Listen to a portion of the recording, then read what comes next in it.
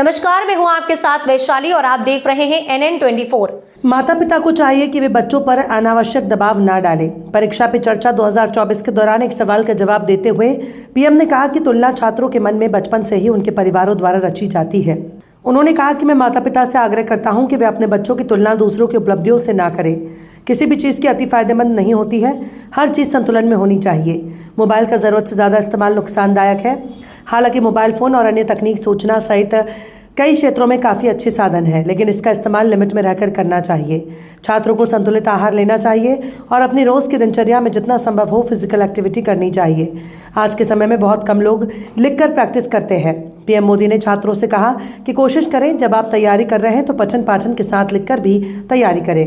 ऐसा करने से आपको अपनी गलतियों में सुधार करने का मौका मिलेगा, साथ ही टाइम मैनेजमेंट भी कर पाएंगे। शिक्षक और छात्र का नाता ऐसा हो कि छात्र छोटी मोटी समस्या को भी शिक्षक के साथ डिस्कस करने से ना हिचकिचाए। पीएम मोदी ने छात्रों को सलाह दी कि हमेशा टाइम मैनेजमेंट के प्रति जागरूक रहना चाहिए। पीएम ने कहा कि जीवन में चुनौतियां और स्पर्धा होना बहुत ज़रूरी है। इसके बिना जीवन बहुत ही प्रेरणाहीन बन जाएगा। दोस्तों से प्रतिस्पर्धा ना करें, बल्कि खुद से प्रतिस्पर्धा करें और दोस्तों को अपने लिए प्रेरणा बनाएं। मैं समझता हूं कि किसी भी टीचर के मन में जब ये विचार आता है कि मैं स्टूडेंट के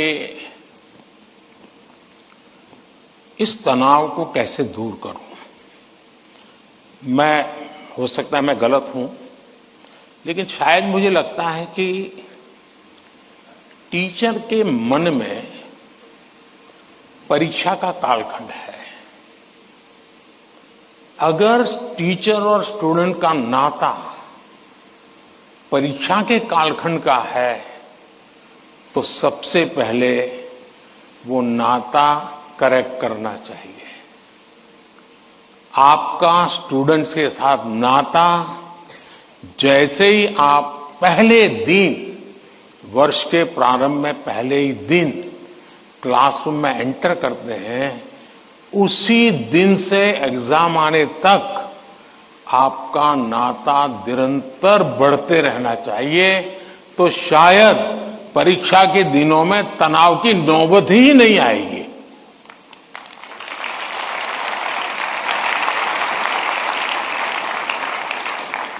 आप सोचिए, आज मोबाइल का जमाना है, स्टूडेंट के पास भी आपका मोबाइल होगा ही होगा। क्या कभी किसी स्टूडेंट ने आपको फोन किया है, कॉल पर कांटेक्ट किया है कि मुझे ये तकलीफ हो रही है, मैं चिंता में हूं? कभी नहीं किया होगा। क्यों? क्योंकि उसे लगता ही नहीं है कि मेरी जिंदगी में आपका कोई विशेष स्थान है। उसको लगता है कि आपका मेरा नाता सब्जेक्ट है, मैथ्स है, केमिस्ट्री है, लैंग्वेज है। जिस दिन आप सिलेबस से आगे निकल करके उससे नाता जोड़ोगे तो वो अपनी छोटी मोटी दिक्कतों के समय भी जरूर आपसे अपने मन की बात करेगा। दूसरा सवाल यह है कि पूरे परिवार में मिसट्रस्ट है, ट्रस्ट डेफिसिट है, और ये यानी आपकी बहुत अच्छी परिस्थिति को आपने पकड़ा है। आपने उसको प्रस्तुत तो ऐसे किया घर में कोई नाराज न हो जाए, लेकिन ये सोचने का विषय है टीचर के लिए भी और पेरेंट्स के लिए भी कि ऐसा क्या कारण है कि हम ट्रस्ट डेफिसिट पारिवारिक जीवन में अनुभव कर रहे हैं। अगर पारिवारिक जीवन में भी हम ट्रस्ट डेफिसिट अनुभव करते हैं तो ये बहुत ही चिंता का विषय है। और ये ट्रस्ट डेफिसिट अचानक नहीं होती है, एक लंबे कालखंड से गुजर करके निकलती है।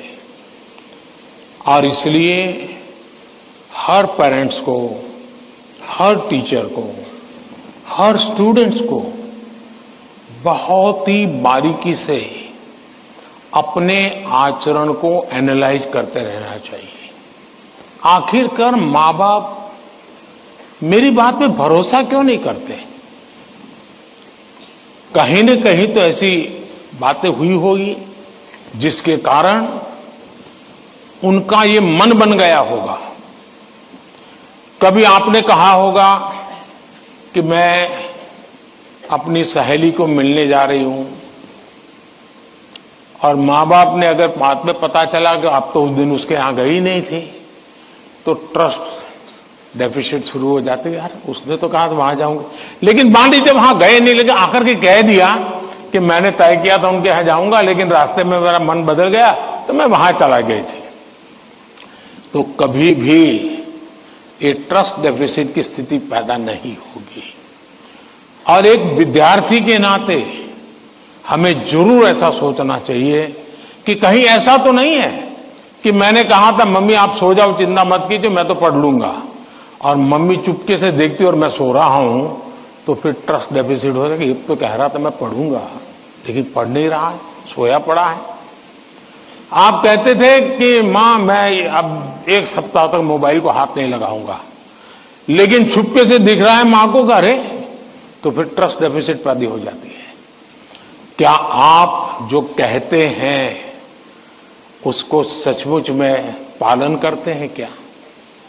अगर आप पालन करते हैं तो मैं नहीं मानता हूं कि पेरेंट्स को या टीचर्स को इस प्रकार की ट्रस्ट डेफिसिट की स्थिति पैदा होगी, आपके प्रति अविश्वास का कारण बनेगा। क्या नाम है आपका? मेरा नाम नयानिका चक्रवर्ती। कहाँ से हैं आप? कौन से? मैं एपीएस शंकर बिहार से।